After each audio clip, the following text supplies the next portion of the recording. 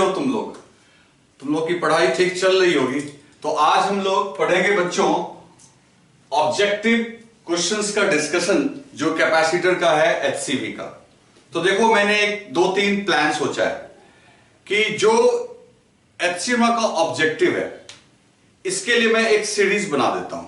हालांकि हम लोग कर रहे थे, ऑलरेडी कर ही रहे थे, जो आपका इलेक्ट्रोस्टैटिक्स में भी मैंने कर दिया डिस्कशन, आपको गॉस का भी कर दिया, और अब हम लोग कैपेसिटर का करने जा रहे हैं। तो मैं इसका एक सीरीज बना के ही आपको यूट्यूब पे डाल देता हूं। मतलब ऐसे जैसे चल रहा वैसे ही चलेगा, लेकिन ये यूट्यूब पे ही आएगा, ठीक है ना? ताकि देखो यूट्यूब पे आएगा तो बाकी तुम लोग को भी कंफर्टेबल होगा और भी किसी को देखना होगा तो कंफर्टेबल होगा। बाकी लेक्चर्स तो जैसे अपने ऐप पे आ रहे हैं वो ऐप पे ही रहेगा, वो तो ऐप पे ही आएगा। लेकिन जो एचसी वर्मा का ऑब्जेक्टिव है, एचसी वर्मा का एक्सरसाइज है, एनसीईआरटी का एक्सरसाइज है, ये सारा का एक सीरीज में बनाते चला जाऊंगा और ये सारा सीरीज के फॉर्म में होगा, तो आपको देखना थोड़ा सा आसान हो जाएगा। एक फोल्डर रहेगा, जैसे मान लो आपके मन में ये आया कि चलो यार आज हम लोग ऑब्जेक्टिव रिवाइज करते हैं, तो लेक्चर्स के नंबर के में क्या होता है, ढूंढने में दिक्कत आती है थोड़ी सी।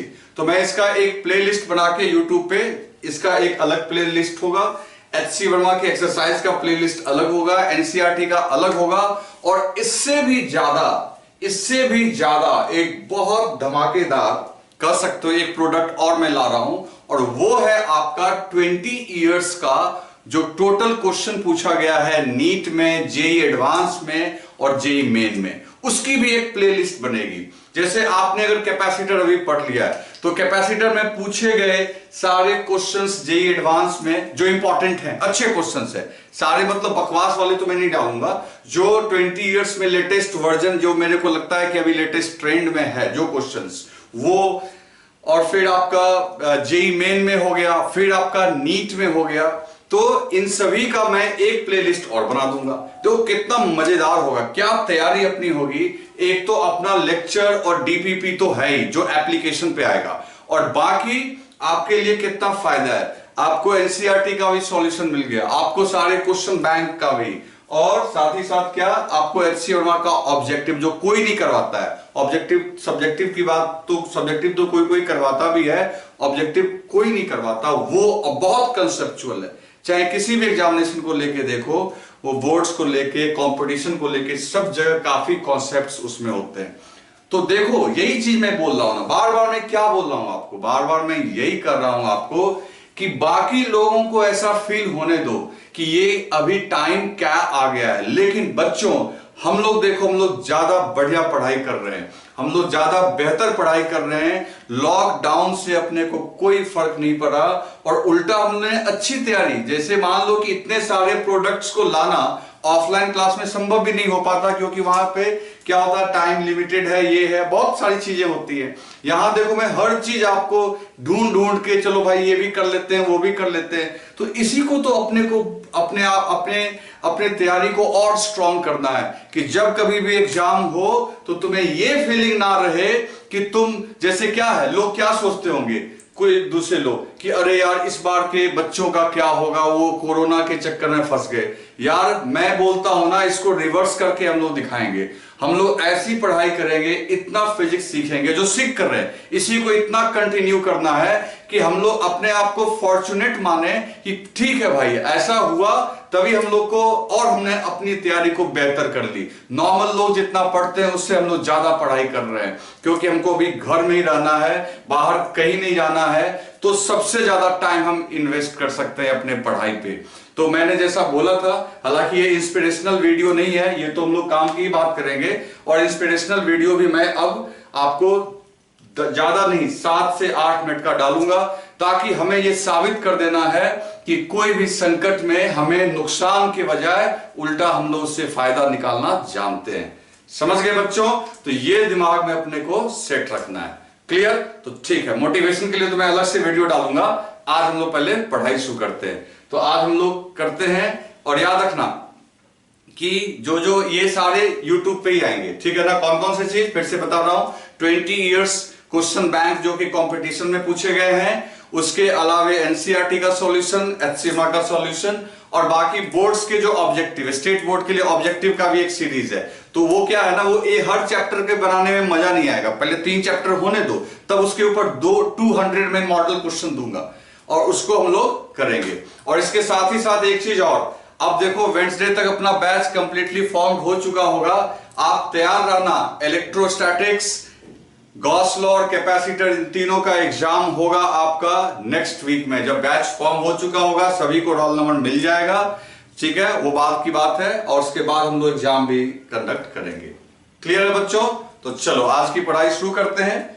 तो सबसे पहले हम लोग एक तरफ से क्वेश्चन देखना शुरू करते हैं। तो ऑब्जेक्टिव 1 पहले हम लोग डिस्कशन करेंगे। ऑब्जेक्टिव 1, तो पहला डिस्कशन है अपना ऑब्जेक्टिव 1, और ये पेज नंबर है आपका 164 पे। आप बुक निकाल लेंगे, आपको मैंने कल होमवर्क दे दिया था कि आप सॉल्व करेंगे। पेज नंबर 164, चैप्टर कौन सा है बच्चों?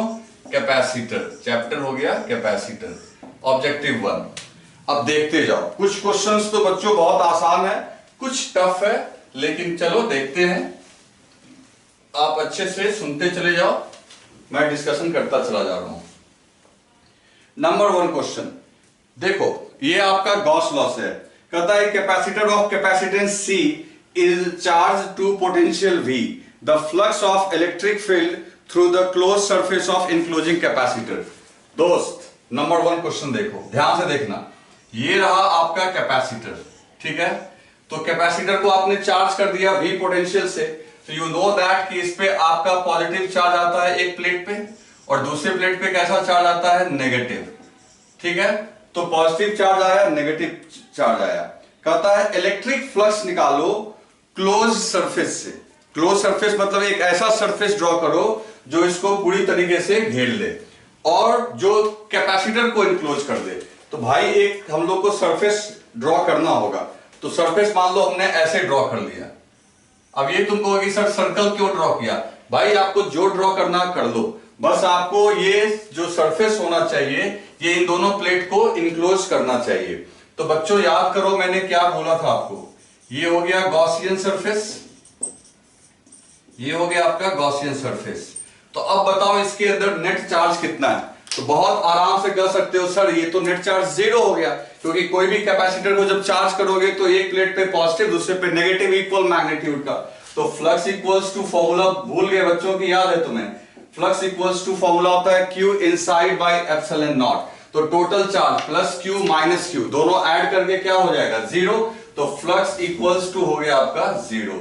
तो बच्चों किसी चार्ज कैपेसिटर के थ्रू अगर गॉसियन सरफेस लेंगे तो फ्लक्स क्या हो जाएगा? 0। आंसर कौन सा हो गया दोस्त? आंसर हो गया डी। तो फर्स्ट का हो गया डी, इतना सिंपल था। नंबर 2 बहुत मजेदार क्वेश्चन, ब्रेक डाउन। याद है ना ब्रेक डाउन दोस्त? ब्रेक डाउन वाली बात। नंबर 2 क्वेश्चन नंबर 2 में क्या बोल रहा है बच्चों कि 2 capacitors each having capacity C and breakdown voltage V joined in series, the capacitance and breakdown voltage of combination will be। देखो बच्चों 2 कैपेसिटर है, एक कैपेसिटर जिसकी कैपेसिटी C है और दूसरी की भी C है, ठीक है। ये दोनों को आपने सीरीज में लगा दिया और ये भी लिखा हुआ है बच्चे कि दोनों का जो ब्रेक डाउन वोल्टेज है, you know what is breakdown voltage? Breakdown voltage वो वोल्टेज होता है बच्चों जहां तक उसे चार्ज किया जा सकता है। उससे ज्यादा चार्ज करोगे, यू नो दैट उससे ज्यादा चार्ज करने पे कैपेसिटर जो है उसके बीच का डाइलेक्ट्रिक जो है वो ब्रेक डाउन हो जाएगा और सारे चार्ज क्या हो जाएंगे? लीक हो जाएंगे। तो इसका मतलब है कि इन दोनों कैपेसिटर को ज्यादा से ज्यादा तुम कहां तक चार्ज कर सकते हो? V वोल्टेज और V वोल्टेज। तो पूछ रहा है कि ये कॉम्बिनेशन जो है कितना के इक्विवेलेंट हुआ। तो भाई अगर ये सीरीज में है तो यू नो दैट कि ऑटोमेटिकली ये हो जाएगा C/2। क्लियर है? और तुम्हें ये भी पता है कि अगर ये 2 कैपेसिटर है, इसके क्रॉस भी वोल्टेज V लेना है, इसके क्रॉस भी V लेना है, क्योंकि सीरीज में दोनों की कैपेसिटी अगर सेम है और सीरीज में तुम्हें पता है दोनों पे चार्ज भी सेम होता है, तो अगर कैपेसिटी भी सेम तो चार्ज भी सेम तो वोल्टेज भी सेम, तो दोनों का मैक्सिमम वोल्टेज वी हमने ले लिया। तो टोटल ड्रॉप कितना हुआ? तो टोटल ड्रॉप तो सीरीज में जानते हो, नेट ड्रॉप में हम लोग हर एक कैपेसिटर के पोटेंशियल को क्या करते हैं, ऐड करते हैं। तो V1 प्लस V2 मतलब V प्लस V, तो 2V। तो ये किसके जैसा बिहेव करेगा? एक ऐसे कैपेसिटर के जैसा बिहेव करेगा जिसकी कैपेसिटी होगी C/2 और जिसका टोटल वोल्टेज जो होगा वो क्या होगा? 2V। तो ये कॉम्बिनेशन काम करेगा डी ऑप्शन। तो बच्चों ये डी ऑप्शन में गिवन है, D is the right answer. Clear है? चलो ऑब्जेक्टिव 3, नंबर 3 बात करते हैं। नंबर 3 में देखो, ध्यान देना यहां पे। नंबर 3 में क्या है आपका कि if capacitors in previous question are joined in parallel the capacitance and breakdown voltage of combination will be. अब देखो, अगर ये कैपेसिटर को आप ऐसे पैरेलल में लगा दो, कैसे लगा दिया आपने? पैरेलल में। अगर इस कैपेसिटर को अगर आपने पैरेलल में लगा दिया तो ये C, ये C, क्लियर है? तो दोनों ये C और C हो गए। और यहां पे देखो, और दोनों का पोटेंशियल भी क्या हो गया? V और V। क्यों? पैरेलल में तो मान के चलो ना कि पैरेलल में तो पोटेंशियल सेम ही होता है। अब देखो, बोल रहा है कि दोनों की कैपेसिटी CC है और दोनों मैक्सिमम ब्रेकडाउन वोल्टेज V तक चार्ज किया जा सकता है। तो इसका इक्विवेलेंट क्या, इक्विवेलेंट के बारे में बताना है। तो पहली बात, इक्विवेलेंट में कैपेसिटी तो 2C हो जाएगी। आ रही है बात समझ में? क्योंकि कैपेसिटेंस जो है वो पैरेलल में इस तरीके से ऐड हो जाती है। रही बात ब्रेकडाउन वोल्टेज की, तो इसके क्रॉस भी V है, इसके क्रॉस भी V है। तो अल्टीमेटली आप जानते ही हो कि जो कैपेसिटर के क्रॉस होता है वही पूरे टर्मिनल के क्रॉस भी होता है। ऐसा पैरेलल में मैंने आपको लिखवाया हुआ है, तो ऑटोमेटिकली उसके क्रॉस भी हो जाएगा आपका V। तो इसका जो आंसर होगा बच्चों 2C, V। किसमें दिया हुआ है ये दिया हुआ है बच्चों C वाले ऑप्शन में। तो C is the right answer. Okay, चलो उसके बाद बात करते हैं क्वेश्चन नंबर 4 की। तो 4 भी आपसे सॉल्व हो जाना चाहिए या हो गया होगा। तो 4 में देखो क्या हो रहा है। 4 में आपको एक सर्किट दिया हुआ है इस तरीके से।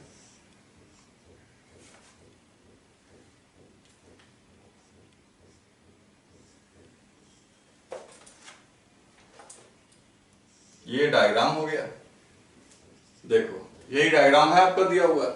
तो ये C, ये C, ये C। अब ये इस टर्मिनल के क्रॉस निकालना है। तो जिस टर्मिनल के क्रॉस निकालना है उसके क्रॉस आप क्या लगा दोगे? बैटरी लगा दो। तो बैटरी लगा दोगे तो एक बात समझो कि चलो ठीक है, इसको बैटरी ने इधर 0 इधर V, तो यहां V हुआ, यहां V हुआ, इधर 0 हुआ। तो देखो 0 0 0 सेम वायर है, जब तक wire same potential same, wire same potential same. तो 0 0 0, यहां भी 0, यहां भी 0, 0 0 0, यहां भी 0, यहां भी 0। अब तुम खुद देख लो कि ये 0 0, तो ये आपका क्या हो गया? यूजलेस। आपको मैंने बता रखा है कि कैपेसिटर के अगर दोनों प्लेट्स की पोटेंशियल सेम होती है तो वो क्या हो जाता है? यूजलेस। तो भाई ये तो हो गया यूजलेस। तो सिर्फ ये V0 V0, तो ये पैरेलल में दो रह गए, ये क्या हो गया? बेकार। क्यों बेकार हो गया बच्चों? इसके दोनों प्लेट्स का पोटेंशियल क्या है? Same. That it can not store any amount of charge. That's why ये दोनों आपका एक्टिव कैपेसिटर हो गया। तो एक्टिव कैपेसिटर हो गया C, और C अगर आपका पैरेलल में है तो व्हाट यू विल गेट, तो C इक्विवेलेंट हो जाएगा आपका 2C। सिंपल। तो आंसर इसका होना चाहिए बी ऑप्शन में दिया हुआ है। तो 2C in B option. Clear है दोस्तों? तो जिसे कुछ लिखना है इसमें से लिख लो, जिससे सॉल्व हो गया है वो एक्सेलेंट है। अब नेक्स्ट क्वेश्चन देखते हैं, क्वेश्चन नंबर 5। 5 में अपने को क्या कर रहा है कि a dielectric slab is inserted between plates of isolated capacitor. देखो एक आइसोलेटेड कैपेसिटर, आइसोलेटेड का मतलब तुम समझ रहे हो ना? आइसोलेटेड का मतलब ये होगा जब भी कैपेसिटर के लिए आइसोलेटेड और चार्ज लिखा हुआ हो, इसका मतलब तुम्हें ये लेना, ध्यान से सुनना मेरी बात, इसका मतलब ये रखना है कि कैपेसिटर को पूरी तरीके से चार्ज कर दिया गया है और चार्ज करने के बाद उसको बैटरी से डिस्कनेक्ट कर दिया गया है। कहने का मतलब ये हो गया बच्चे कि आप यहां ये समझो कि इसके यहां पे प्लस क्यू चार्ज, इस पे माइनस क्यू चार्ज, और अब बैटरी नहीं लगी हुई है, दैट्स वाई लिखा हुआ है आइसोलेटेड। अब ये दोनों प्लेट एक दूसरे को क्या करते हैं, अट्रैक्ट, वो हमने पहले जान रखा है। और वो कितने से अट्रैक्ट करते हैं, तो आपको याद होगा कि जब एक प्लेट के वजह से दूसरे प्लेट पे हम लोग फोर्स कैलकुलेट किए थे, तो आप अच्छे से याद कर लो, वो आया था Q squared by 2 epsilon not A। अगर आपने याद नहीं किया है तो बहुत बड़े लूजर साबित हो जाओगे भाई, हर एक चीज मैंने बता रखा है आपको। अब क्या बोल रहा है कि इस दोनों प्लेट के बीच में अब एक डाइलेक्ट्रिक डाल दिया गया। अब देखो डाइलेक्ट्रिक डाल दिया गया प्लेट्स के बीच में, तो पूछ रहा है कि अब बताओ दोनों के ऊपर लगने वाले फोर्स पे क्या असर पड़ेगा, वो इंक्रीज करेगा या डिक्रीज। बच्चों अब सुनो मेरी बात, कितना बढ़िया क्वेश्चन है, यहां तुमको कैसे कंफ्यूज करवाया गया। तुम सोच रहे होगे कि सर डाइलेक्ट्रिक डाल देंगे तो आप, जैसा कि मैंने भी बताया था कि फील्ड डिक्रीज कर जाएगा, फील्ड डिक्रीज कर जाएगा, तो तुम्हें लगना चाहिए क्योंकि के टाइम्स डिक्रीज करेगा फील्ड। तुम्हें पता है ना कि मीडियम बदल गया, तो मीडियम बदल गया तो नीचे में एप्सिलॉन नॉट की जगह यहां पे के आएगा। लेकिन तुम ये भूल रहे हो कि वो जो फील्ड डिक्रीज करता है वो डाइलेक्ट्रिक में डिक्रीज करता है, और अभी भी फोर्स तुम्हें डाइलेक्ट्रिक के अंदर रखे हुए प्लेट्स पे नहीं देखना है, तुम्हें इन दोनों प्लेट्स पे देखना है। अब ये प्लेट भी डाइलेक्ट्रिक के आउटसाइड है और ये प्लेट भी डाइलेक्ट्रिक के आउटसाइड है। इसमें कोई डाउट नहीं है कि डाइलेक्ट्रिक के अंदर फील्ड में बदलाव आएगा, लेकिन वो बदलाव ये महसूस नहीं कर पाएगा या ये प्लेट महसूस नहीं कर पाएगा, क्योंकि ये दोनों डाइलेक्ट्रिक मीडियम के अंदर नहीं है, इसके बाहर। हाँ, बीच में मान लो कोई चार्ज होता, पहले बिना डाइलेक्ट्रिक के होता, तब वो कुछ और फोर्स महसूस करता, फिर डाइलेक्ट्रिक रखने के बाद जब उसको रखते तो कुछ और महसूस करता, क्योंकि वो चार्ज डाइलेक्ट्रिक के अंदर है। लेकिन जहां तक रही बात इन प्लेट्स की, तो ये दोनों प्लेट्स जो है ये आउटसाइड द डाइलेक्ट्रिक है, तो उनके ऊपर लगने वाले फोर्स में किसी प्रकार का कोई चेंज नहीं आएगा। तो बच्चों हम लोग यहां पे आंसर कर देंगे रिमेन्स अनचेंज। तो बहुत बढ़िया क्वेश्चन था ये, इसमें बहुत सारा कॉन्सेप्ट चाहिए था, तो आंसर हो गया ए। चलो क्वेश्चन नंबर 6। अब क्वेश्चन नंबर 6 में कहता है कि मान लो कि एक पॉइंट चार्ज, ठीक है ना, और पॉइंट चार्ज के चारों तरफ आपको पता है इलेक्ट्रिक फील्ड होता था, भूल गए क्या या याद है आपको? तो इलेक्ट्रिक फील्ड होता था, और इलेक्ट्रिक फील्ड की जो वैल्यू होती थी वो कैसे कितनी होती थी, Q by 4 pi epsilon not R square, ये इलेक्ट्रिक फील्ड की वैल्यू होती थी। तो तुम्हें एक चीज और भी बताया गया कि जहां पे इलेक्ट्रिक फील्ड होता है वहां पे एनर्जी भी एसोसिएटेड होती है, बताया गया ना तुम्हें। और उस एनर्जी की जो एनर्जी डेंसिटी होती है उसका फॉर्मूला मैंने बताया आपको, half epsilon naught E square, UE equals to half epsilon naught E square. ये क्या है बच्चों, ये है एनर्जी डेंसिटी। ये क्या है, एनर्जी डेंसिटी। ओके, तो एनर्जी डेंसिटी जो आपका UE है वो किसके इक्वल्स हो गया, half epsilon naught E square. और E स्क्वायर देखो, सॉरी E जो है 1 बाय R स्क्वायर के प्रोपोर्शनल है। देखो डिस्टेंस जो है E equals to 1 upon R square. तो फाइनली हम लोग कह सकते हैं कि एनर्जी डेंसिटी प्रोपोर्शनल है E स्क्वायर, और E को स्क्वायर करोगे तो R पे तो पहले से ही स्क्वायर है, तो इसका पावर हो जाएगा 4।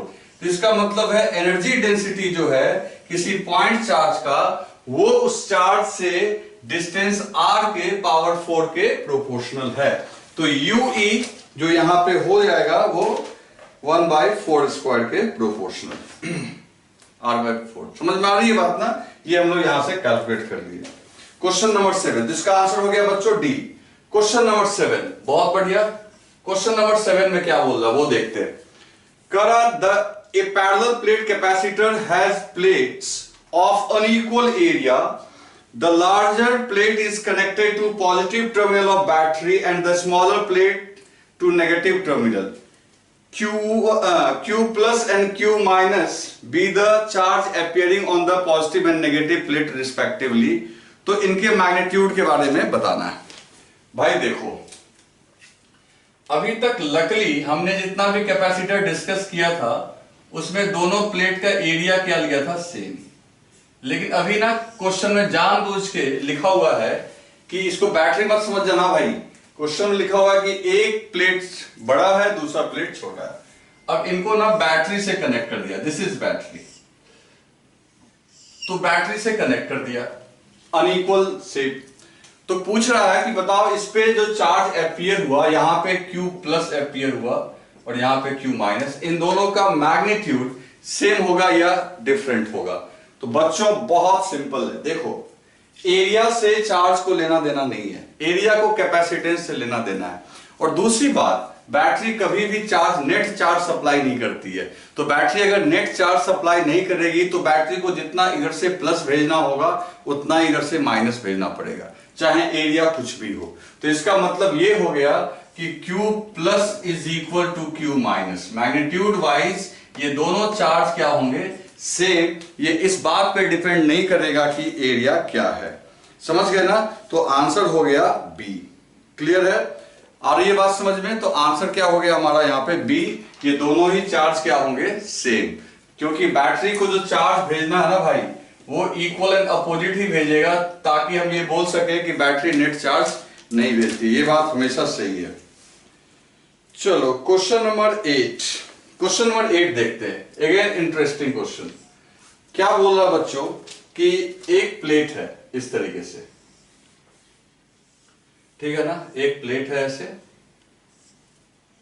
फिर लिखा हुआ है a thin metal plate P is inserted between a parallel plate capacitor C in such a way that its edges touch the plates as shown in figure। अब भाई देखो ये कैपेसिटर था, अच्छा वाला कैपेसिटर था। अब हम लोगों ने इसके साथ क्या बदमाशी की कि हम लोगों ने इसके बीच में एक प्लेट लिया हमने मेटल का, और उसको ना ऐसे डायगोनली रख दिया। तो डायगोनली रख दिया तो देखो अब क्या हुआ, जैसे याद करो कल के होमवर्क में ऐसे हम लोग डाइलेक्ट्रिक रखे हुए थे, इधर अलग मटेरियल इधर अलग मटेरियल। तो आज ये डाइलेक्ट्रिक नहीं है, एक मेटल का शीट है जिसको ऐसे रख दिया। ये करने से पंगा क्या हुआ कि ये यहां भी टच कर रहा है, यहां भी टच कर रहा है। और तुम जानते हो कि कंडक्टर अगर यहां टच कर गया तो भैया ऐसा है कि यहां का पोटेंशियल अगर V होगा तो यहां का ही पोटेंशियल V होगा। तो कैपेसिटर का जो पोटेंशियल डिफरेंस आएगा, पोटेंशियल डिफरेंस वो क्या आएगा, 0। तो अब पूछ रहा है इसकी कैपेसिटी डिफाइन करो। तो दोस्त ऐसा है कि हमने फॉर्मूला पढ़ा है Q इक्वल्स टू CV। अब क्या है कि C इक्वल टू हो गया Q बाई V। अब जब इस पे पोटेंशियल डिफरेंस ही 0 है तो ये कोई चार्ज स्टोर कर ही नहीं पाएगा, कभी भी चार्ज यहां टिकेगा ही नहीं। तो 0 अपॉन 0, तो भैया ऐसा है कि इस केस में हम इसको डिफाइन नहीं कर पाएंगे। समझ गए ना? This can not be determined. तो आंसर क्या हो गया बच्चों, तो 0 मत कर देना, आंसर हो गया इनडिटरमिनेट। मतलब डिसाइड ही करना मुश्किल है हमारे लिए कि क्या करें। तो आंसर हो गया बच्चों डी। ठीक है ना? क्वेश्चन नंबर 9, ये बहुत बढ़िया क्वेश्चन है। क्वेश्चन नंबर 9 देखते हैं। क्वेश्चन नंबर 9 कैसे सॉल्व होगा, पहले बात समझो। यहां पे 2 कैपेसिटर्स दिए हुए हैं, इतना मजा आएगा इसमें। हम लोग इसको कॉन्सेप्ट लगाएंगे और सॉल्व करेंगे। पहले क्वेश्चन मैं समझा रहा हूं, आप क्वेश्चन को समझना और तरीके से आपको समझ में आ जाएगा।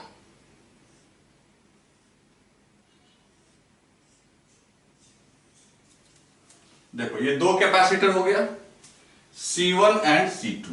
कौन C1 है बच्चे, right left one is C1, this is C2, this is C1, this is C2। और ये बैटरी का पोटेंशियल, तो इधर 0 मान लो, इधर V मान लो। ठीक है, इधर आपने एज्यूम कर लिया 0, इधर V। तो अगर आपने इधर 0 एज्यूम किया तो 0 0 0 0 0 0 0।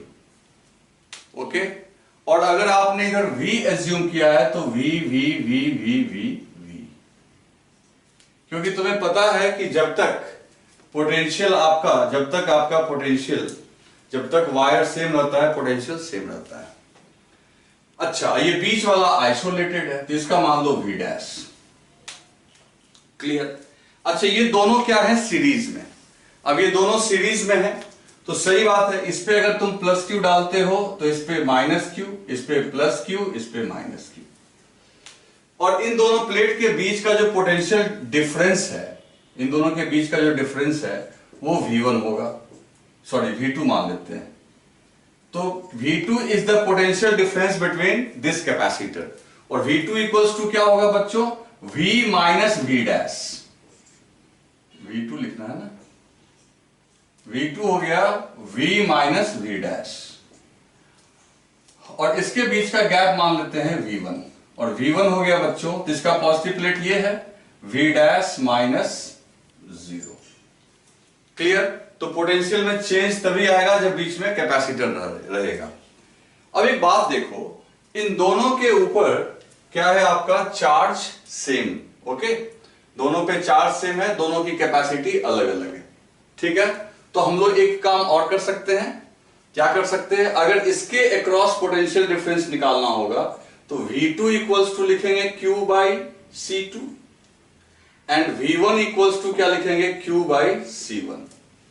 एक बात गौर करना, जिसकी कैपेसिटी ज्यादा होगी उसका पोटेंशियल डिफरेंस कम होगा, है ना, क्योंकि ये डिनोमिनेटर में। इतना चीज अपने को समझ में आ गया। इसके बाद अब क्वेश्चन का नेक्स्ट पोर्शन देखते हैं, वो बोल क्या रहा है। उसने कहा है कि उसने ग्राफ ड्रॉ करके आपको दिया है, दिस इज द ग्राफ। अब मैं ग्राफ ड्रॉ कर दूं बोर्ड पे। तो ग्राफ कुछ ऐसा है बच्चे, ग्राफ कुछ ऐसा है, ब्लैक पेन से बनाया जाए।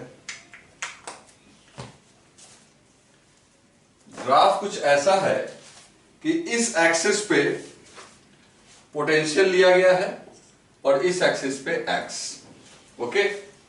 चलो, और हम लोग इस पे पोटेंशियल, इस पे एक्स, हम लोग चलना किधर से शुरू कर रहे हैं, तो लिखा हुआ है from left to right, left to right. तो देखो यहां से चलना शुरू करो, तो 0 0 0 0 0 सारे पॉइंट्स का पोटेंशियल क्या है, 0, ठीक। फिर बीच में कैपेसिटर आया, तो कैपेसिटर आया तो पोटेंशियल चेंज होगा, और तुम यहां नेगेटिव से पॉजिटिव जा रहे हो तो पोटेंशियल बढ़ेगा, पोटेंशियल बढ़ेगा। तो बढ़ के कहां तक पहुंचेगा, V डैश, 0 से V डैश, यानी ये गैप क्या हो गया, V1। तो देखो ये गैप है,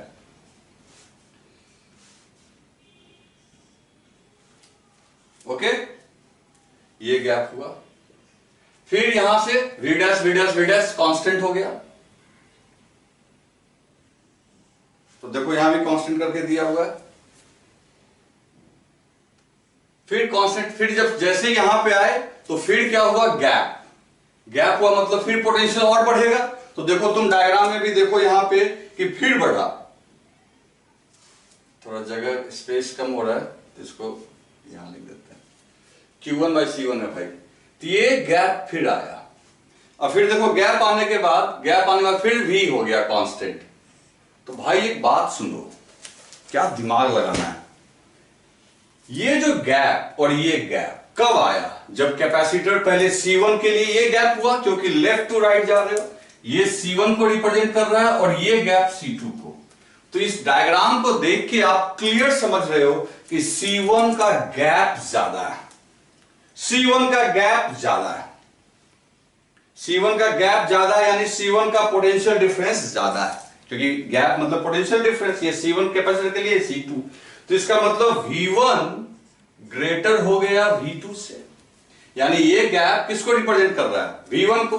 तो V1 यहां लिख देते हैं V1 ताकि तुम्हें दिक्कत ना हो, और ये गैप किसको रिप्रेजेंट कर रहा है, V2 को, है ना। ये गैप V1 को रिप्रेजेंट किया, ये V2। तो कौन सा गैप बड़ा है, V1 बड़ा है किससे, V2 से।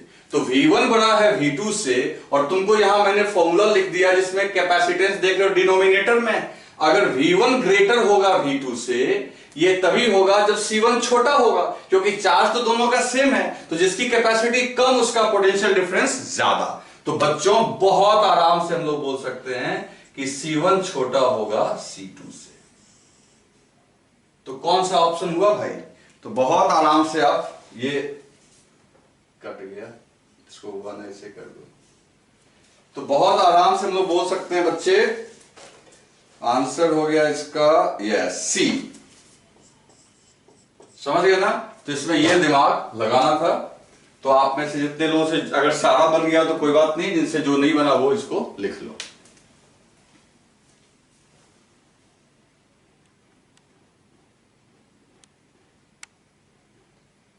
दोस्तों अब देखते हैं हम लोग क्वेश्चन नंबर 11।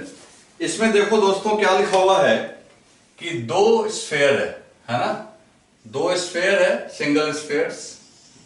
तो सिंगल स्फेयर की भी कैपेसिटी होती है, तुम्हें मैंने बता रखा है, C1 एंड C2, और कैरी सम चार्जेस, दोनों के ऊपर कुछ चार्ज है। तो मान लेते हैं दोनों के ऊपर Q1 चार्ज है और इसके ऊपर Q2 चार्ज है। फिर कह रहा है, अच्छा फाइनल चार्ज Q1 Q2 है, तो पहले मान लेते हैं इस पे Q1 डैश है, इस पे Q2 डैश है। फिर ये लिखा हुआ है कि इन दोनों को कांटेक्ट में लाया गया, कांटेक्ट में लाने के बाद फिर अलग अलग कर दिए। तो एक बात तो पक्की है कि कैपेसिटी तो ज्योमेट्री पे डिपेंड करती है, उसमें तो कोई चेंजेस नहीं आएंगे। तो इसकी भी C1 रहेगी, इसकी भी C2 रहेगी, और इसके ऊपर होगा Q1, इसके ऊपर होगा Q2 चार्ज, फाइनल चार्ज। और क्या लिखा हुआ है कि इन दोनों को कांटेक्ट में ला के अलग किया गया है। तो ये तो इलेक्ट्रोस्टैटिक्स का क्वेश्चन हो गया। इलेक्ट्रोस्टैटिक्स में यू नो दैट कि अगर दो कंडक्टर को कांटेक्ट में लाते हो तो उनके बीच तब तक चार्ज का फ्लो होता है जब तक कि उनका पोटेंशियल सेम ना हो जाए। तो मान लेते हैं इसका पोटेंशियल V1 है और इसकी पोटेंशियल V2 है। तो V1 कैपेसिटर के केस में potential equals to charge upon capacity होती है।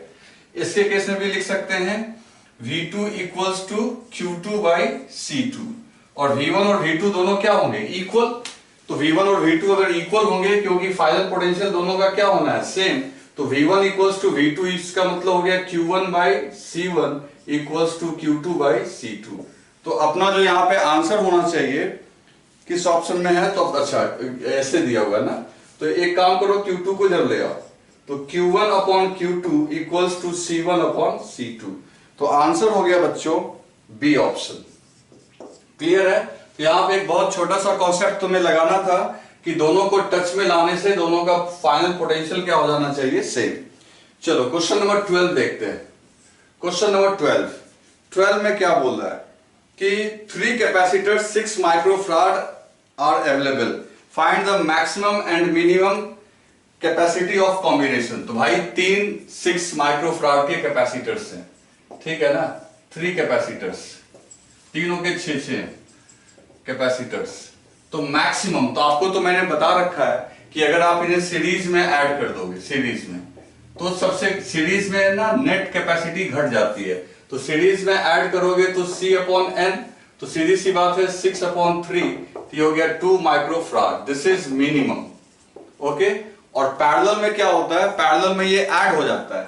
अगर इसे हम पैरेलल में लिख देंगे ऐसे पैरेलल कर देंगे, तो पैरेलल में ये आपका ऐड हो गया है ना, 6 6 6, तो पैरेलल में ये ऐड हो जाएगा, तो ऑटोमेटिकली आपका जो उस केस में मैक्सिमम होगा, और ये हो जाएगा 18 माइक्रोफारड। तो ये अपने को पता होना चाहिए कि सीरीज में डिक्रीज हो जाता है और पैरेलल में बढ़ जाता है। तो सीरीज में आपका मिनिमम 2 पॉसिबल है, 3 6 से, और मैक्सिमम 18 है। ओके बच्चों, चलो नेक्स्ट देखते हैं। तो बच्चों अब हम लोग बात करते हैं क्वेश्चन नंबर, अच्छा ऑब्जेक्टिव 2 की बात करते हैं। सही बात है। अब ऑब्जेक्टिव 2 देखो बहुत इंटरेस्टिंग होता है, जैसा कि तुम जानते ही हो। तो ऑब्जेक्टिव 2 में आपको कभी भी कॉन्सेप्ट्स क्लियर करने के लिए तो बहुत ही मस्त है भाई। ऑब्जेक्टिव 2 में आपका मोर देन 1 करेक्ट हो सकता है, आपको ही पता है कि मोर देन 1 करेक्ट हो सकता है। तो सबसे पहले हम लोग बात करें क्वेश्चन नंबर 1, ऑब्जेक्टिव 2 का क्वेश्चन नंबर 1, पेज नंबर वही है आपका। देखो क्या लिखा हुआ है, पहला क्वेश्चन बहुत इजी है, लिखा हुआ है कि the capacitance of a capacitor does not depend on, तो कैपेसिटेंस किस पे डिपेंड नहीं करता है। तो पहली बात है शेप ऑफ प्लेट्स डिपेंड करता है, साइज ऑफ प्लेट्स डिपेंड करता है, ज्योमेट्रिकल चीजों पर डिपेंड करता है, charge on the plates charge पे डिपेंड नहीं करता। चार्ज और पोटेंशियल पे मैं बार बार बताया मैंने आपको कि चार्ज और पोटेंशियल पे कैपेसिटी डिपेंड नहीं करती है, और सेपरेशन बिटवीन प्लेट्स डिपेंड करता है। तो फर्स्ट का आंसर हो गया सी, इसमें तो कोई बड़ी बात थी नहीं, आप सभी से सॉल्व हो गया होगा। चलो second, A dielectric slab is inserted between plates of isolated capacitor. Which of the following quantity remains same? Isolated word use कर दिया, तो मतलब क्या किया होगा उसने बच्चों, उसने कैपेसिटर को चार्ज कर दिया होगा, प्लस क्यू माइनस क्यू, ठीक है ना, और कैपेसिटी मान लो सी थी पहले, तो अब इसमें क्या कर दिया उसने, डायलेक्ट्रिक डाल दिया। मान लो पहले का पोटेंशियल वी था, तो इस पे तुम लोग ढेर सारा क्वेश्चन कर चुके हैं दोस्त, हम लोगों ने ऐप में इसके ऊपर कई सारे क्वेश्चंस पहले से कर रखा है। तो ये प्लस क्यू हो गया, माइनस क्यू। अब चार्ज को तुम नहीं चेंज कर सकते, आइसोलेटेड का मतलब ही हो गया कि बैटरी को तुमने हटा लिया। मतलब पहले मान लो इसमें बैटरी जुड़ी हुई थी, पहले आपकी बैटरी थी यहां पे लगी हुई, अब बैटरी हट गई है, तो आप चार्ज डायलेक्ट्रिक डालने से चार्ज पे असर नहीं पड़ेगा। Electric field in the capacitor, ठीक है, तो which of the following quantity remains same, तो इलेक्ट्रिक फील्ड तो चेंज हो जाएगा। इलेक्ट्रिक फील्ड क्यों चेंज हो जाएगा, क्योंकि बीच का मीडियम आपने बदल दिया। तो अब सारा कुछ बताया हुआ दोस्त, आप जाके तो आपको लेक्चर नंबर शायद 15 या 16 में सब बताया हुआ है ऐप पे, तो उसमें क्या मेरे को बताना है, सीधा एक ही आंसर हो गया, पोटेंशियल डिफरेंस चेंज हो जाएगा, स्टोर्ड एनर्जी चेंज हो जाएगी, सिर्फ एक चीज हो गया जो कि आपका चार्ज ऑन कैपेसिटर चेंज नहीं होगा, क्योंकि मैंने आपको बता रखा है पहले भी कि अगर बैटरी हट गई तो फिर चार्ज को वहां से खिसकाना मत।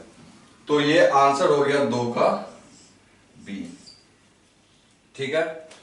क्वेश्चन नंबर 3, चलो 3 देखते हैं। तो सिंगल चॉइस ही आ रहा है भाई, सिंगल चॉइस ही आ रहा है, देखते हैं मल्टीपल भी आना चाहिए, कहीं ना कहीं किसी मिलेगा। नेक्स्ट में कहता है a dielectric slab is inserted between plates of capacitor, the charge on capacitor is Q and the magnitude of induced charge on each surface of Q dash. बच्चों इसके लिए भी मैंने आपको फॉर्मूला बता रखा है, आप याद करो कि यहां पे हमने डायलेक्ट्रिक डाल दिया था बीच में, है ना, तो इस पे आपका प्लस क्यू, इस पे माइनस क्यू, तो यहां पे आया था माइनस क्यूपी और यहां पे आया था प्लस क्यूपी। और तुम्हें क्यूपी का फॉर्मूला क्या बताया था मैंने, याद है आपको, क्यू और ब्रैकेट में 1/k, पोलराइज चार्ज की का जो फॉर्मूला था ये हमने आपको बताया था।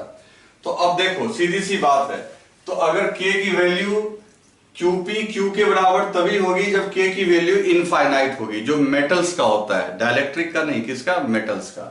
लेकिन और कोई भी डायलेक्ट्रिक डालो, डायलेक्ट्रिक मतलब बैड कंडक्टर, अगर कोई भी बैड कंडक्टर डालोगे तो आप वैल्यू यहां 2, 4, 5, 6 कुछ भी रखोगे तो सर्टेन है कि ये QP जो होगा ये स्मॉल होगा Q से, कैपेसिटर के चार्ज से कम होगा ये पोलराइज्ड चार्ज।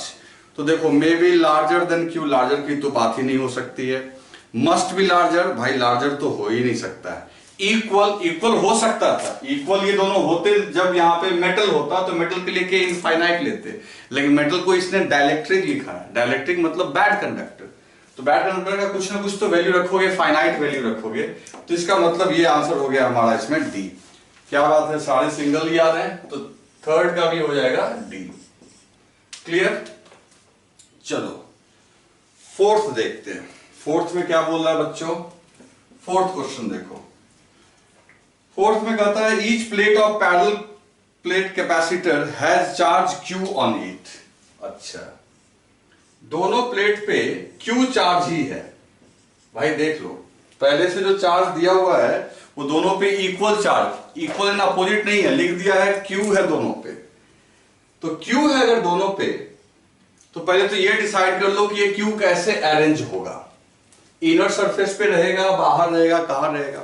तो गॉस लॉ आप याद करो, गॉस लॉ में आपको मैंने फॉर्मूला बताया हुआ है, अगर यहां पे टोटल 4 सरफेस है 1 2 3 4, तो सभी का फॉर्मूला गॉस लॉ में मैंने आपको डिस्ट्रीब्यूशन बता रखा है। तो आउटर प्लेट्स पे तो इक्वल होते हैं और इनर पे इक्वल एंड अपोजिट। तो पहले आउटर की बात कर लेते हैं। तो आउटर प्लेट का फॉर्मूला याद है आपको, मैंने बताया था ना, Q1 plus Q2 divided by 2, ये आउटर का फॉर्मूला था, है ना, जो एक पे आएगा वही 4 पे आएगा। तो दोनों पे चार्ज कितना है, Q, तो automatically Q plus Q by 2, तो भाई ये तो हो गया 2Q बाई Q, तो यानी आउटर पे है Q। तो करने का मतलब क्या हुआ, डायग्राम ऐसे बनाओ, ऐसे डायग्राम, बैटरी वाटरी नहीं लेके आए हम लोग, कुछ नहीं लाए, तो इसका मतलब है नंबर 1 पे चार्ज हो गया Q, तो नंबर 1 पे प्लस Q, तो नंबर 4 पे भी प्लस Q, ठीक है। अब जब दोनों नंबर 1 और नंबर 4 पे प्लस क्यू हो गया, टोटल चार्ज ही प्लस क्यू है, इसका मतलब अंदर में भी 0, इधर भी 0। ये पहले की अरेंजमेंट हो गई, ठीक है। अभी ये फिलहाल कैपेसिटर तो नहीं बोल सकते इसको, क्योंकि दोनों पे इक्वल ही चार्ज है, इनर सरफेस पे तो कोई चार्ज ही नहीं है। अब इसने क्या किया, कहा कि अब हम इस कैपेसिटर में शायद बैटरी लगा रहे हैं, देख लेते हैं एक बार हम लोग क्या लगा रहे हैं। Now it is connected to a battery, okay. तो एक बैटरी लगा दिया तुमने। अब बैटरी जो है वो बैटरी अपने तरफ से चार्ज भेजेगी, मतलब डिस्ट्रीब्यूट करवाएगी। तो देखो क्या होगा, इन दोनों चार्ज को कोई छेड़छाड़ नहीं करो, इनको रहने दो वैसे ही। और बैटरी जो यहां से प्लस क्यू भेजेगी, इधर से माइनस क्यू भेजेगी, तो प्लस क्यू आ जाएगा इसके इनर सरफेस पे, प्लस कैपिटल क्यू कर दो। एक आसान तरीका समझने का, ऐसे कॉम्प्लिकेटेड तो बहुत कुछ यहां पे होगा, लेकिन एक आसानी से समझोगे इस तरीके से, इसको भूल ही जाओ कि वो दोनों चार्ज था भी। तो बैटरी ने इधर प्लस क्यू भेज दिया और इसने माइनस क्यू भेज दिया, काम खत्म। क्योंकि ऐसे भी ये दोनों चार्ज की वजह से कोई पोटेंशियल डिफरेंस तो आना नहीं है। पोटेंशियल डिफरेंस क्या है, 0 ही है। वो बैटरी आके इस चार्ज की वजह से यहां पोटेंशियल डिफरेंस पैदा कर पाएगी। अब तुम देख लो, तो अब इस प्लेट पे बाहरी पे प्लस क्यू, अंदर में माइनस क्यू, ये माइनस क्यू बैटरी की वजह से गया है। इसके बाहरी पे प्लस क्यू, अंदर में माइनस क्यू। तो अब ऑप्शन पढ़ो, अब ऑप्शन देखते हैं, बहुत मजेदार क्वेश्चन था ये। ऑप्शन में क्या क्या बोल रहा है, facing surface of capacitor have equal and opposite charge. Facing मतलब अंदर वाला, तो भाई ये तो सही है, फेसिंग सरफेस पे इक्वल एंड अपोजिट है, तो फोर्थ का ए सही। B option, the two plates of capacitor have equal and opposite charge, this is wrong. अगर फेसिंग सरफेस के बजाय सिर्फ प्लेट बोलोगे तो प्लेट शब्द यहां लिखा हुआ है, फेसिंग सरफेस नहीं लिखा हुआ, प्लेट। तो प्लेट में तो बाहरी सरफेस पे भी चार्ज यहां पे है, तो यहां पे इस पे चार्ज हो गया plus Q plus small Q, और यहां प्लस क्यू है, ये माइनस क्यू, तो ये दोनों चार्ज इक्वल एंड अपोजिट तो नहीं होगा। फेसिंग वाला इक्वल एंड अपोजिट है, लेकिन ओवरऑल तो इक्वल एंड अपोजिट नहीं है, तो B is not, B is incorrect. C में देखते हैं, battery supplies equal and opposite charge, ये तो हमेशा ये बात सही होती है, इसमें तो कोई डाउट ही नहीं। और डी में, outer surface of plates have equal charge, ये बात भी सही है। तो ये एक अच्छा क्वेश्चन था, और इसके मल्टीपल आंसर भी हुए, कौन कौन से, ए, सी और डी। ठीक है बच्चों, फटाफट लिख लो।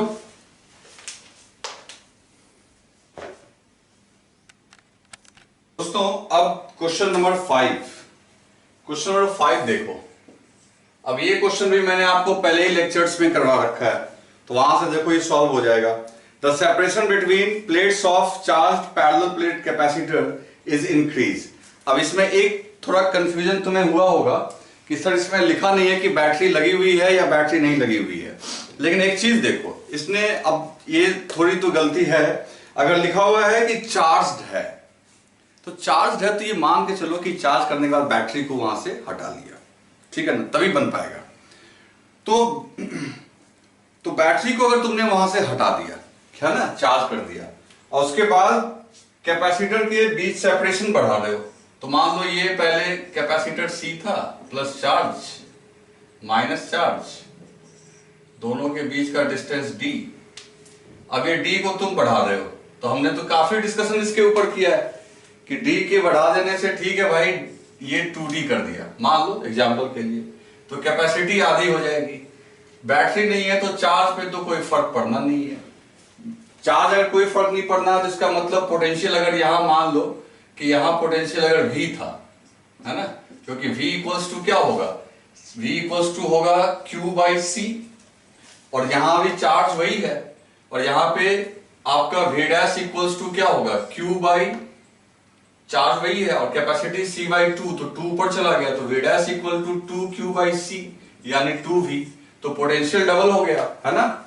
एक एग्जांपल ले लिया मैंने, ऐसे यहां पे सिर्फ इंक्रीज लिखा हुआ है, तो उसके टर्म में आंसर कर देंगे। तो चार्ज कैपेसिटर पे चेंज नहीं होगा क्योंकि बैटरी नहीं है, ऐसा हम लोग मान लिए, क्योंकि लिखा क्वेश्चन में क्लियर नहीं किया हुआ है। हम लोगों ने लेक्चर में दोनों ही केस किए थे, बैटरी रख के भी, बैटरी हटा के भी, और टोटल कई सारा कंडीशन हम लोगों ने किया, लेकिन यहां चलो इसके हिसाब से चलते हैं। तो charge on capacitor constant, potential difference across capacitor ये चेंज होगा, देख ही रहे हो, बी आंसर सही है। एनर्जी, एनर्जी भी चेंज हो जाएगी। कैसे एनर्जी चेंज हो जाएगी भाई? तो एनर्जी इक्वल्स टू लिखोगे हाफ, पहले लिखोगे हाफ सी वी स्क्वायर, अभी क्या लिखोगे हाफ सी के जगह सी बाई टू और वी के जगह क्या लिखोगे 2v का स्क्वायर।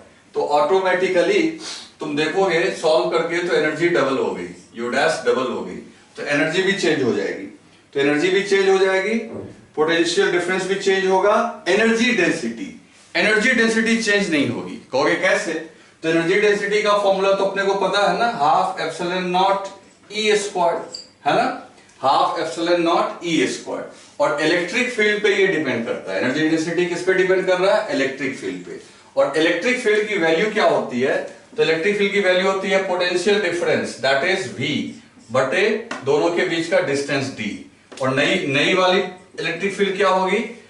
तो देखो सीधी सी बात है, डबल डिस्टेंस तो डबल पोटेंशियल भी, तो 2v अपॉन 2d, तो 2 कैंसिल, तो v बाई d। तो इलेक्ट्रिक फील्ड भी चेंज नहीं हुआ। और ऐसे ही बोल सकते हो चार्ज चेंज नहीं हुआ तो इलेक्ट्रिक फील्ड भी चेंज नहीं होगा। और इलेक्ट्रिक फील्ड अगर चेंज नहीं हुआ तो यूई भी क्या रहेगा? सेम। तो कौन कौन बदल गया? सिर्फ एनर्जी बदल गया, और क्या बदल गया बच्चों?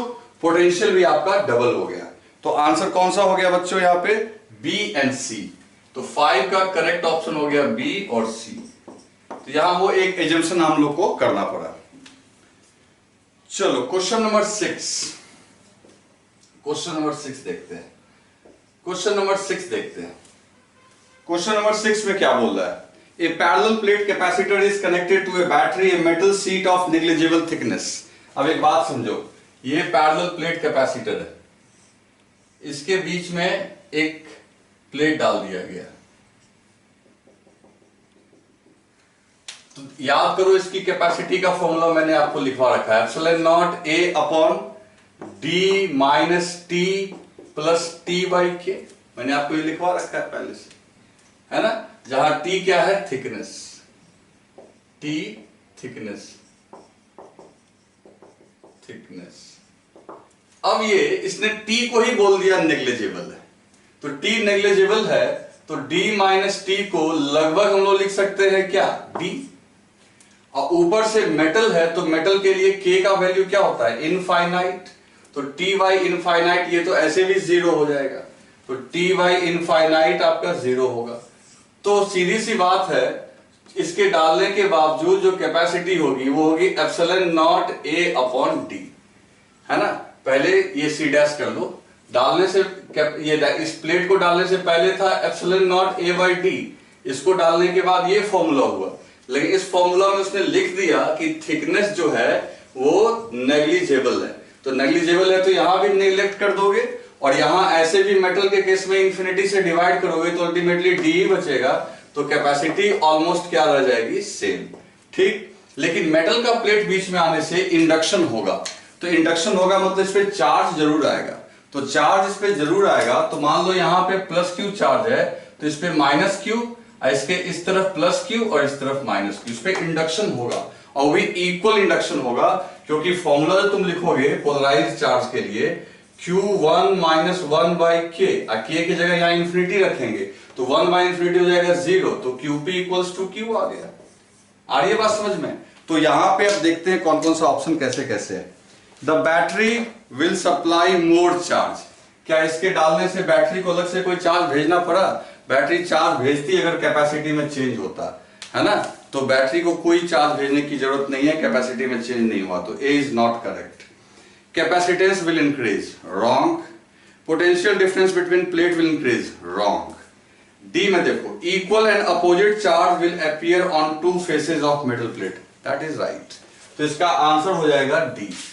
अगर बच्चों उसने लिख दिया होता ना कि ये थिकनेस नेग्लिजिबल नहीं है, तब आप इसको, ये तो खैर तब भी जीरो हो जाता क्योंकि इन्फिनिटी से डिवाइड करते, लेकिन डिस्टेंस तब हो जाता D माइनस टी, तो कहते कैपेसिटी बढ़ जाएगी। लेकिन उसके लिए थिकनेस को नेग्लिजिबल नहीं, उसको कुछ ना कुछ होना चाहिए था। नेग्लिजिबल का मतलब ही है कि आप उसको इग्नोर कर दो। ठीक है बच्चों, चलो अब 7th देखते हैं। 7th में ऐसे ही लंबा चौड़ा क्वेश्चन है कुछ नहीं, बस आप दिमाग लगाएंगे हम लोग हो जाएगा। तो इसमें से कुछ राइट डाउन करना है तो कर लो। तो दोस्तों क्वेश्चन नंबर 7 लास्ट क्वेश्चन है। जो बहुत बढ़िया है। इसमें पूरा कॉन्सेप्ट आपका क्लियर हो जाएगा। देखो इसमें क्या लिखा हुआ है बुक में, 3 प्रोसेस का नाम इसने अलग अलग कर लिया, एक्स वाई जेड, ठीक है ना। तीनों प्रोसेस का नेम अलग अलग कर लिया, क्या क्या, एक्स वाई जेड। एक्स का मतलब क्या है इसमें, connect the capacitor to battery of EMF ई।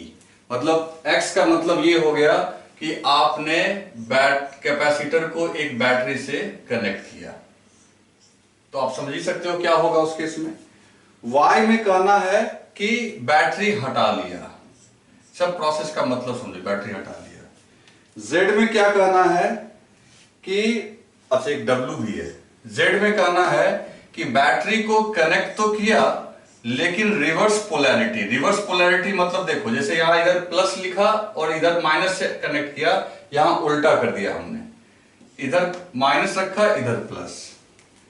और डब्ल्यू में क्या है, डब्ल्यू में है कि कैपेसिटर के बीच में एक डाइलेक्ट्रिक डाल दिया। अब ऐसा नहीं है, कोई सीक्वेंस नहीं है, मतलब इस सिंबल का मतलब ये समझना है आपको। अब इस सिंबल का मतलब ये समझना है, इसके हिसाब से आंसर करना है। ये पूरा एक कॉम्प्रिहेंसिव आपको क्वेश्चन है, जिससे कि आपको पूरा कॉन्सेप्ट जितना भी आपने सीखा सब इसमें आ जाएगा।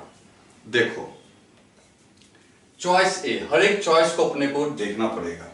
पहले लिखा हुआ है कि अगर हम एक्स वाई जेड परफॉर्म करते हैं, क्या परफॉर्म कर रहे हैं बच्चों, X Y Z. X Y Z का मतलब समझे, एक्स वाई जेड का मतलब है कि पहले आपने बैटरी लगा के इसको चार्ज किया, ठीक, उसके बाद बैटरी हटा लिया, वाई का मतलब, और जेड का मतलब वापस बैटरी रिकनेक्ट कर दिया। तो सीधी सी बात है, पहले अगर आपने चार्ज किया बैटरी से, तो भाई ऐसा है कि इधर प्लस क्यू इधर माइनस क्यू, फिर आपने हटा लिया तो चार्ज रह जाएगा वहीं पे, कोई दिक्कत नहीं। और जब वापस आपने रिकनेक्ट कर दिया और भी उल्टे पोलैरिटी के साथ, तो ऐसा हम लोग क्वेश्चन कर चुके हैं पहले भी, तो बैटरी वापस यहां से प्लस क्यू खींच के इधर प्लस क्यू देगी और इधर माइनस, तो इधर यहां से टोटल 2 क्यू खींचेगी, तो प्लस क्यू में से 2 क्यू खींचेगी तो इसको इधर दे देगी। तो इस प्रोसेस में तुम देखो बस प्लेट्स का पोलैरिटी अपोजिट हुआ है और कुछ नहीं हुआ है। तो क्या बोल रहा है इसमें, द कैपेसिटर, हाँ इसमें बोल क्या रहा है, the electric energy remains unchanged and no thermal energy is develop. देखो एक बात तो सही है कि एनर्जी दोनों यहां और यहां में एनर्जी तो सेम है, U I equals to U F, लेकिन तुम जानते हो कि ये जो चार्ज का ट्रांसफर हुआ इसमें वर्क जरूर होगा।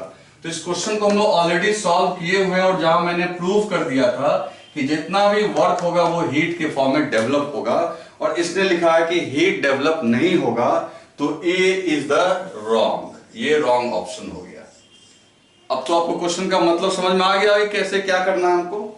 फिर देखो बी ऑप्शन में देखते हैं, बी में क्या बोलता है, बी अलग ही क्वेश्चन हो गया। फिर देखो, charge appearing on the capacitor is greater after X W Y than after X Y W. अब देखते हैं क्या मतलब हुआ, कि पहले बोल रहा है कि हमने इसको किया W X Y, sorry X Y W, X W Y. X W Y का क्या मतलब हुआ, एक्स डब्ल्यू वाई का मतलब हुआ कि पहले आपने क्या किया, चार्ज, ठीक, उसके बाद आपने डब्ल्यू, तो बैटरी लगे रहने के दौरान ही आपने कैपेसिटर डाला, और तब जाके वाई मतलब बैटरी को हटाया। तो देखो क्या करेंगे, पहले आपने एक्स किया, चार्ज हो गया, प्लस क्यू माइनस क्यू, फिर आपने डब्ल्यू किया, तो डब्ल्यू किया मतलब बैटरी भी लगा हुआ है भाई, वाई का मतलब होता है बैटरी हटाना, बैटरी लगा हुआ है, और इसी दौरान तुमने डाइलेक्ट्रिक डाल दिया, तो डाइलेक्ट्रिक डालने से कैपेसिटी के गुना बढ़ गई होगी। अब बैटरी लगी हुई है तो बैटरी एक्स्ट्रा चार्ज भेज देगी, के क्यू प्लस के क्यू माइनस के क्यू, सब बताया जा चुका है आपको। ऐसे भी आप समझो ना कि बैटरी पोटेंशियल वही है ईएमएफ, और आपने डाल दिया डाइलेक्ट्रिक, तो कैपेसिटी के गुना बढ़ गई, तो चार्ज भी के टाइम्स बढ़ेगा, क्योंकि ईएमएफ क्या रहेगा, कांस्टेंट। और तब जाके आपने क्या कर दिया, वाई, वाई करने का मतलब अब बैटरी हटा लिया, तो बैटरी हटाने से क्या होगा, बीच में डाइलेक्ट्रिक है ही आपका, तो यहाँ पे चार्ज के क्यू और यहाँ रहेगा माइनस के क्यू, ठीक, इसी ऑप्शन में कहता है एक बार ऐसे चलते हैं, और दूसरी बार क्या कर रहा है, ये पूरे काम में एक्स डब्ल्यू वाई की जगह ये एक्स वाई डब्ल्यू करना चाह रहा है। एक्स वाई डब्ल्यू का मतलब समझे, क्या किया, पहले इसने कैपेसिटर को चार्ज किया, ठीक, फिर वाई किया मतलब हटा दिया, बैटरी हटा दिया, तो चार्ज तो वही रहा। फिर इसने क्या किया, डब्ल्यू का मतलब कैपेसिटर डाला, तो भैया जब बैटरी हट गया तो कैपेसिटर में डाइलेक्ट्रिक डालो या ना डालो, चार्ज थोड़ी बदलने वाला, तो चार्ज तो वही रह गया, प्लस क्यू माइनस क्यू। तो इसका मतलब है एक्स डब्ल्यू वाई वाले प्रोसेस में फाइनल चार्ज है के क्यू, और एक्स वाई डब्ल्यू वाले में फाइनल चार्ज है क्यू, तो ज्यादा चार्ज तो एक्स डब्ल्यू वाई में ही है, और ऑप्शन में यही बात बोल रहा है कि एक्स डब्ल्यू वाई में ग्रेटर चार्ज होगा than the X Y W से, तो B is the right answer. देखो भाई, इस क्वेश्चन को रिमाइंड करके 3-4 बार सुनना, 3-4 बार कम से कम इस पोर्शन को, ठीक है ना। इतना सारा कॉन्सेप्ट इसमें बताया जा रहा है कि आपका पूरा जो है रिवीजन हो जाएगा। सी में देखते हैं। अब सी में कहता है energy stored in capacitor is greater after action of WXY than the action of XYW। चलो अब एनर्जी की बात हो रही है, सी ऑप्शन। प्रोसेस क्या है, तो प्रोसेस क्या बोल रहा है बच्चों, तो प्रोसेस है, पहला है WXY। WXY का मतलब क्या हुआ समझो, पहले से ही कैपेसिटर में डाइलेक्ट्रिक डाल के लाओ, चलो डाल के लाते हैं पहले से ही, तब क्या किए तुम X मतलब बैटरी से कनेक्ट कर दो, ठीक है, कैपेसिटी केसी हो चुका है, बैटरी से कनेक्ट कर दो, तो बैटरी से कनेक्ट कर दोगे, बैटरी इसको चार्ज करेगा, फिर बैटरी हटा दो, बैटरी हटा भी दिए तो क्या दिक्कत है, एक बार चार्ज तो हो ही गया, डाइलेक्ट्रिक इसके अंदर ही डाला हुआ है, तो चार्ज वही रहेगा। तो इस केस में एनर्जी कितनी होगी, तो हाफ के सी, कैपेसिटी के सी, और ईएमएफ आपका ई है, तो या भी मानना, जो मानना मान लो, वी स्क्वायर, तो ये एनर्जी हो गई इस केस में। समझे क्या हुआ, W का मतलब हुआ पहले ही डाइलेक्ट्रिक डाल दिए तो केसी हो गया कैपेसिटी, फिर आप क्या किए X बैटरी लगाए तो उसको क्या कर दिए चार्ज, और फिर बैटरी हटा भी लिए तो क्या दिक्कत है, जो एनर्जी है सो है, बैटरी हट गई तो कोई दिक्कत नहीं, अब कुछ थोड़ी करना है हमको, ये एनर्जी आ गई। लेकिन इसी में कह रहा है कि अगर हम लोग WXY की जगह XYW करते तो क्या होता, बात सही है भाई, अगर XYW करते तब एनर्जी का क्या हालत होता, तो XYW का मतलब होता कि पहले आप कैपेसिटर को बैटरी में लगाओ, ये हो गया X, चार्ज कर दिए, Y का मतलब हो गया, तो अब देखो सीधी सी बात है, Y में क्या हुआ कि तुमने बैटरी हटा दिया, बैटरी जब हटा दिया तो इस पे चार्ज तो खैर क्यों रहेगा, अब डाइलेक्ट्रिक डाल दो, अब W करो, तो अब अगर W करोगे भाई, अब अगर W करने का मतलब ये हो गया कि एनर्जी अब घटेगी, कहोगे कैसे, तो देखो एनर्जी का फॉर्मूला अगर हम इस टर्म में लिखें तो तुमको पता है कि अब बैटरी तो है नहीं, और बैटरी जब नहीं होती है, ध्यान से सुनो, जब बैटरी नहीं होती है तब तुम कैपेसिटी डाइलेक्ट्रिक डालते हो तो पोटेंशियल के टाइम्स डिक्रीज करता है, जो कई बार मैंने तुमको बता रखा है। तो एनर्जी जो अब होगी इसकी, इस केस में हाफ, कैपेसिटी तो केसी होगी लेकिन पोटेंशियल के टाइम्स कम होगा, तो यहां से देखो कैंसिल हुआ, तो ये हो जाएगा हाफ CV स्क्वायर्ड अपॉन के। तो देखो WXY करने पे एनर्जी आया आपका हाफ के CV स्क्वायर्ड, और XYW करने पे एनर्जी आया हाफ CV स्क्वायर्ड अपॉन के, तो ऑटोमेटिकली इससे इसमें एनर्जी कम है, जैसा कि ऑप्शन सी में कह रहा है कि इसमें एनर्जी ज्यादा होगा, इसमें कम, इस प्रोसेस में ज्यादा होगा, तो ये भी आपका राइट है। सोच रहे हो कितना दिमाग लगाना पड़ रहा है, 4 ऑप्शन मतलब समझो कि 6-7 क्वेश्चन 8 क्वेश्चन के बराबर हो गया। लास्ट में electric field in capacitor after the action of XW is same as that of WX, ये बहुत आसान है। देखो अब ये दो ही प्रोसेस कर रहा है XW, तो XW अगर किए, देखो XW किए, अब बैटरी तुम्हारा यहां लगा हुआ रहेगा, तो एक्स डब्ल्यू किए तो मतलब कि पहले बैटरी लगाए अब तब कैपेसिटर डाले, ठीक। और डब्ल्यू एक्स का मतलब क्या हुआ कि पहले से इसको डाल के रखे अब तब बैटरी लगा दिए। भाई एक्स डब्ल्यू करो चाहे डब्ल्यू एक्स करो, किसी को हटाए वाई तो नहीं किए हो ना, बैटरी हटाए तो नहीं हो, दोनों ही केस में बैटरी लगा हुआ है। तो बैटरी लगा हुआ है तो पोटेंशियल क्या रहेगा, सेम। अब पोटेंशियल सेम रहेगा और बीच का डिस्टेंस भी क्या रहेगा, सेम। तो डिस्टेंस भी सेम, पोटेंशियल भी सेम। तो इलेक्ट्रिक फील्ड का फॉर्मूला होता है क्या, इलेक्ट्रिक फील्ड का फॉर्मूला होता है ऑटोमेटिकली V बाई डी। तो V बाई डी है तो ये कांस्टेंट ही होगा, चाहे आप एक्स डब्ल्यू करो चाहे डब्ल्यू एक्स करो, बैटरी लगी हुई है। तुम में से कुछ को लगा कि डायलेक्ट्रिक के आने से कोई फर्क नहीं पड़ेगा, अरे डायलेक्ट्रिक है तो दोनों ही केस में है ना भाई, तो ये तो सेम ही हो गया। तो डी आंसर भी राइट, समझे। तो ये फायदा होता है बच्चों इतना डिस्कशन का, तो आप इसको अच्छे से डिस्कशन कर लीजिएगा। ये हमने कंप्लीट कर दिया। चलो तो अब नेक्स्ट क्लास यानी कल मंडे, तो जैसा कि मैंने बोला था कि वेडनेसडे से हम लोग इलेक्ट्रिसिटी शुरू करेंगे, चैप्टर इलेक्ट्रिसिटी। तो कल का भी दिन है, परसों का भी दिन है, और साथ में वो अब क्या है कि ये अपलोड होता रहेगा, ये सीरीज अपलोड होता रहेगा, इसको नॉर्मल क्लास से ऐसा कुछ लेना देना नहीं है, ये तो आपका अपलोड होता ही रहेगा।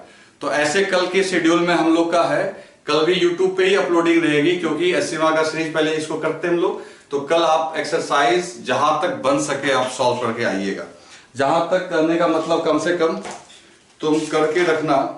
एक तो मैंने 35 तक तो पहले ही बोला था,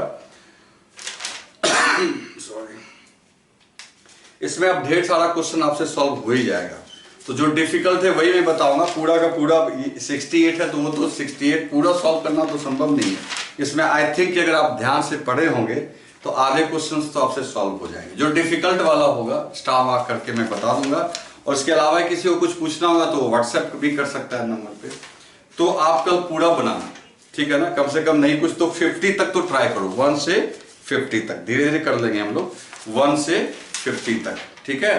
तो 1 से 50 तक में कल जो भी डिफिकल्ट क्वेश्चन होगा और या आपका प्रॉब्लम होगा मैं उसको सॉल्व करूंगा। किसी को अगर सॉल्यूशन के बाद लगे कि उसको उस क्वेश्चन में दिक्कत है तो पर्सनली भी व्हाट्सएप करके उस क्वेश्चन के बारे में आइडिया मेरे से ले सकता है। और बाकी मैं नया नंबर तो जारी करूंगा ही, बस 1-2 दिन में, ठीक है बच्चों, लिख लो इसको।